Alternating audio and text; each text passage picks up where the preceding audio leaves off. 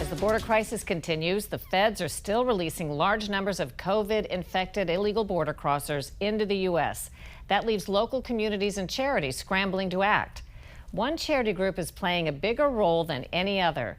Catholic Charities takes in many families with children after Border Patrol releases them in the Rio Grande Valley of Texas. It's the busiest place in the nation for illegal immigration.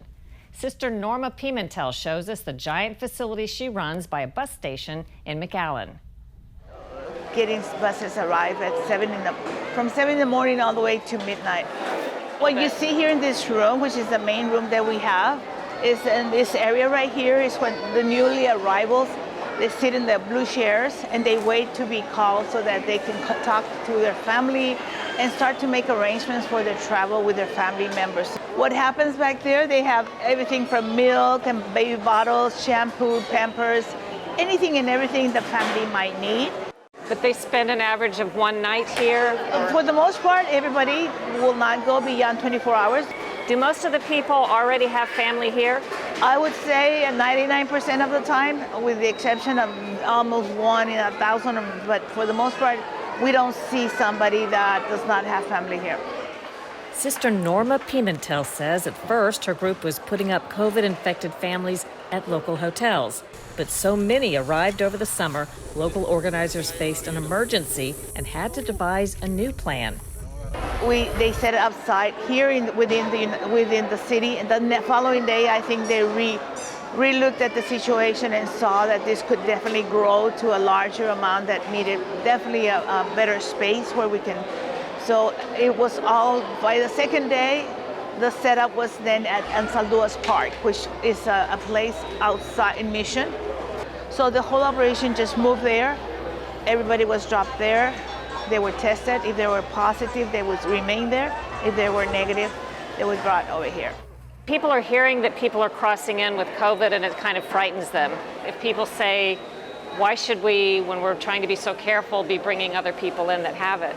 I agree. I can understand the concern of our community being worried about the fact that some of these families have COVID, and if I would be alarmed if I thought that they were walking around our community, exposing everybody.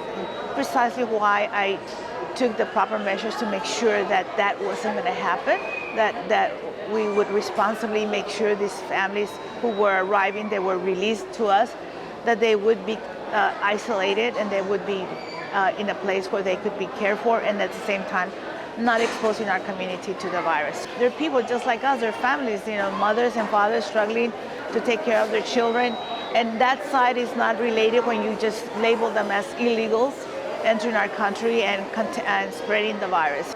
If they're here, if they're in our community already, I think these families need to be properly cared for correctly and not just simply discarded or put aside because as if they were not humans. They are people, and it breaks my heart. And anyone that comes and sees them, that see that child, that mother, and how they're struggling, it only moves us to want to help.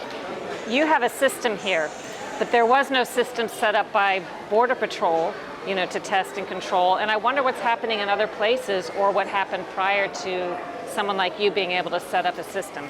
My hope is that other locations like ours that are receiving immigrants from the Border Patrol are also responsibly responding to handle and process and help the families correctly for the good of the refugees and for the good of the community. And that's my hope, that they are also doing what I'm doing, Catholic Charities is funded by donations and government funds. They figure they've helped somewhere on the order of 250,000 immigrants who crossed illegally from Mexico since 2014.